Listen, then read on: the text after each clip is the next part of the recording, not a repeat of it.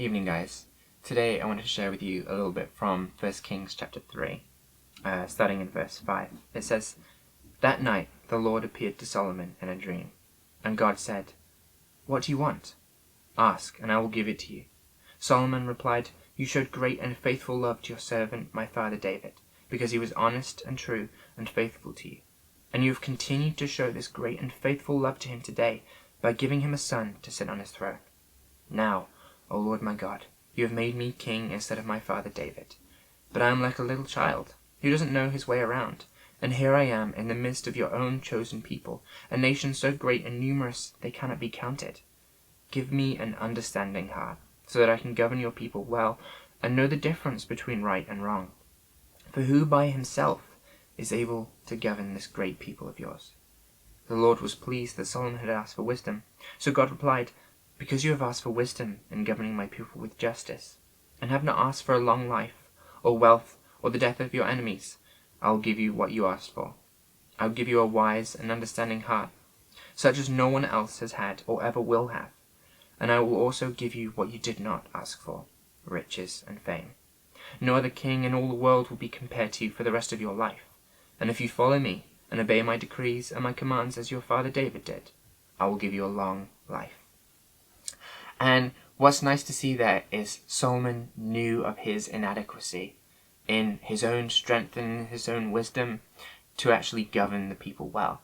And Solomon wanted to govern the people well, so he asked the Lord for wisdom in order to perform the task that was set before him. And that pleased the Lord, and so the Lord said, "Hey, I will give you not only wisdom of what you have asked for, but I will give you even more than that." And without looking at this, we can often quite traditionally think of Solomon and be like, yeah, Solomon, yeah, the pinnacle of wisdom, such a wise guy, and kind of forget the fact that his wisdom wasn't a wisdom that he was simply born with, but it was actually a wisdom that was a blessing from the Lord. It was given to him as a gift so that he could perform the task that had been set before him. And it's important not to get this wisdom mixed up with worldly wisdom. This wisdom from the Lord and this wisdom that's of the world. So the wisdom of the world is a wisdom that is self-centered. It's a wisdom that seems right in our own eyes, in our own sinful ways, that we can often try to put ourselves first and put our own interests first. And then there's the wisdom that comes from the Lord. It's God-honoring, and it puts the Lord's ways above our own interests.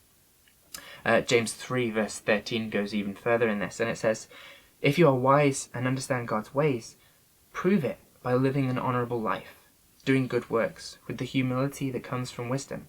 But if you are bitterly jealous and there is selfish ambition in your heart, don't cover up the truth with boasting and lying. For jealousy and selfishness are not God's kind of wisdom. Such things are earthly, unspiritual, and demonic.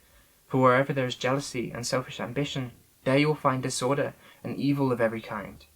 But the wisdom from above is first of all pure. It is also peace-loving, gentle at all times, and willing to yield to others. It is full of mercy and the fruit of good deeds. It shows no favoritism and is always sincere. And those who are peacemakers will plant seeds of peace and reap a harvest of righteousness." And we can look at this wisdom that comes from the Lord and be like, this is great. Like, how can I get some of that wisdom? And the nice thing is that in James chapter 1 verse 5, it tells us that we can simply ask the Lord and he'll give us this wisdom. It says, "If you need wisdom, ask our generous God, and he will give it to you. He will not rebuke you for asking. But when you ask him, be sure that your faith is in God alone. Do not waver, for a person with divided loyalty is unsettled as a wave of the sea that is blown and tossed by the wind."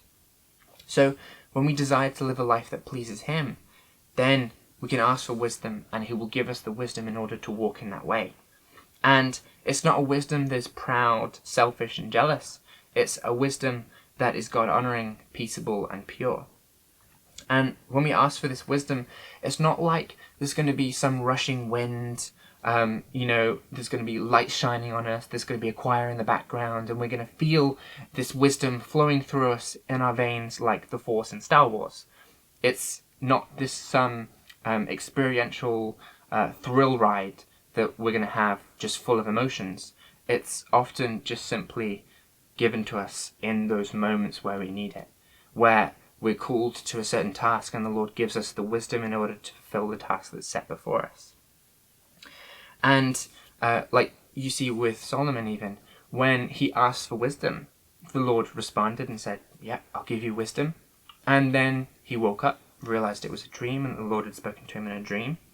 And then this wisdom wasn't really manifested then until, from what we see, then he has to judge the case between two women and their children. And so you see it and you're like, oh, okay, so it wasn't some like emotional thrill ride. It was actually just the Lord answering him and giving him that wisdom. And when we ask the Lord for wisdom, he's already told us that he's going to give it to us. So then we can simply expect in those situations where we need wisdom that the Lord's calling us to do something, he's going to give us the wisdom in order to fulfill whatever task he set before us. And this wisdom is going to manifest itself in different ways. It's going to be the wisdom to make wise decisions, like we see in 1 Kings 3 and 4, like with Solomon.